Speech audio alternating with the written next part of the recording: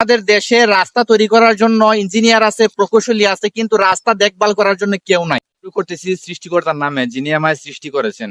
শুরুতে আমি আমাদের মাননীয় সংসদ সদস্য ব্যারিস্টার সৈয়দ সাইদুল হক সুমন, আমি উনাকে স্মরণ করতেছি।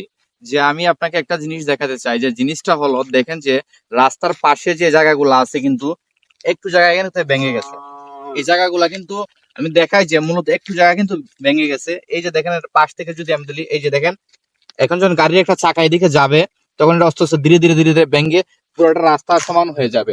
আর এটা মূলত যখন এই রাস্তার পাশগুলা ভেঙে যায়, তখন যদি যে মূলত আবার রিপেয়ারিং করা হয় যে রাস্তার সাইড গুলা, তখন কিন্তু পুরোটা রাস্তা আনামত থাকতে পারতেছে।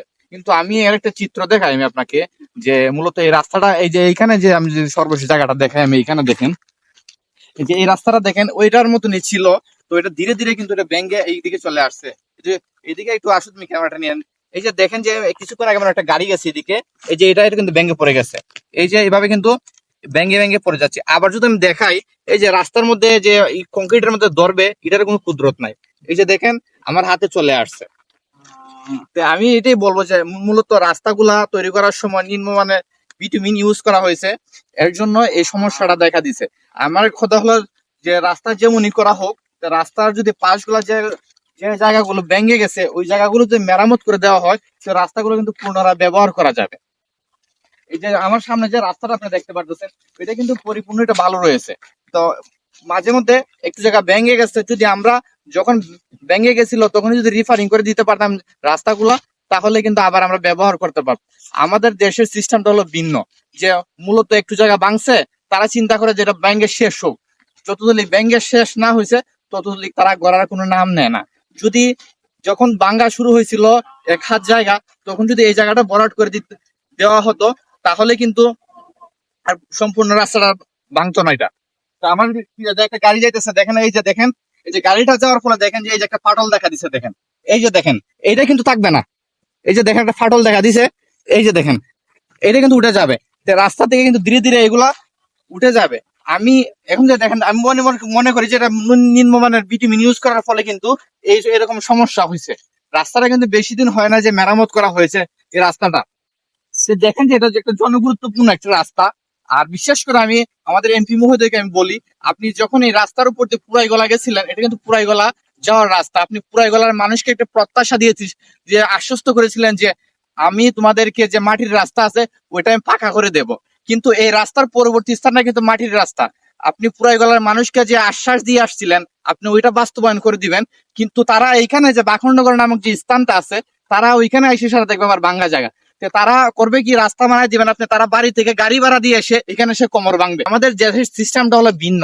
আমাদের দেশে রাস্তা তৈরি করার জন্য ইঞ্জিনিয়ার আছে, প্রকৌশলী আছে, কিন্তু রাস্তা দেখভাল করার জন্য কেউ নাই। তো আমি যে জিনিসটা বলবো, রাস্তা তারা একবার বানাই দিয়ে গেল, তো কিন্তু রাস্তাটা কি কেমন আছে, ভালো আছে কিনা, তারা এটা দেখার কোনো তাদের সময় নাই। তো তারা যদি প্রত্যেক 6 মাসে একবার অন্তত রাস্তাটা পরিদর্শন করে যায়, রাস্তাটা কি আমাদের মেরামত করা লাগবে কিনা, বা কোনো জায়গায় ভেঙে গেছে কিনা, তারা যদি এটা দেখে, তাহলে কিন্তু রাস্তাগুলা কিন্তু এভাবে কিন্তু ভালো রাখা যেত। কিন্তু আমাদের দেশের সিস্টেমটা হয়ে এই যে রাস্তাগুলা যেগুলা দেখতেছেন আপনি, এই যে এগুলা উঠে যাচ্ছে, কিন্তু রাস্তার যে কংক্রিট, এবং আমি সাইডটা দেখানোর চেষ্টা করি, সাইডের কিন্তু ঠিকই আছে। আপনারা দেখবেন যতগুলো রাস্তা রিপেয়ারিং করা হয় দ্বিতীয়বার, দেখবেন এই রাস্তার পাশে আবার দ্বিতীয়বার কুদা হয়, এবং কংক্রিট গুলা কিন্তু উল্টায় পাল্টায় সবকিছু কিন্তু আবার নতুন করে পুনরায় করা হয়। সরকার থেকে নতুন একটা বাজেট নিয়ে আসা হয়, কিন্তু এতে দেখা যাবে যে রাষ্ট্রের টাকা বেশি খরচ হচ্ছে। যদি আমি ধরি 1 কিলোমিটার জায়গা বানাতে যদি ব্যয় হয় 30 লাখ টাকা, কিন্তু এখন 1 কিলোমিটার জায়গা তারা 5 লাখ টাকা দিয়ে মেরামত করতে পারবে। তারা এই রাস্তা টিকি করে দিবে, মানুষকে কষ্ট দিবে, টিকি তারা 2 বছর পরে রাস্তা করে দিবে। যখন রাস্তাটা পরিপূর্ণ ভেঙে যাবে, তখন সরকারের রাজস্ব থেকে তারা 30 লাখ টাকা আদায় করবে। তো আমি যে জিনিসটা বলি, যে এখন যদি আপনারা সর্বোচ্চ 5 লাখ টাকা খরচ করেন, যে রাস্তাটা মূলত কার্পেটিং করবেন, করে দিবেন, তাহলে কিন্তু এই এলাকার মানুষগুলো কিন্তু দুর্ভোগ থেকে কিছুটা হলেও মুক্ত পাবে। তার সরকারের যে আপনার টাকা এবং রাজস্ব বাঁচতেছে এখান থেকে। আপনি যদি 30 লাখ টাকা বরাদ্দ আনেন সরকার থেকে, আপনি আমাদের কোনো আপত্তি নাই যে আপনি 30 লাখ টাকা এনে আমাদের কেন 5 লাখ টাকা রাস্তা বানাই দিচ্ছেন। আমাদের কথা হলো যে আপনি রাস্তা 5 লাখ টাকা মেরামত করে আমাদের চলার উপযোগী করে দেন, বাকি 25 লাখ টাকা দেশের আপনি যে গ্রামের ভিতরে চিপা গলি আছে, আপনি এগুলা বানাই দেন।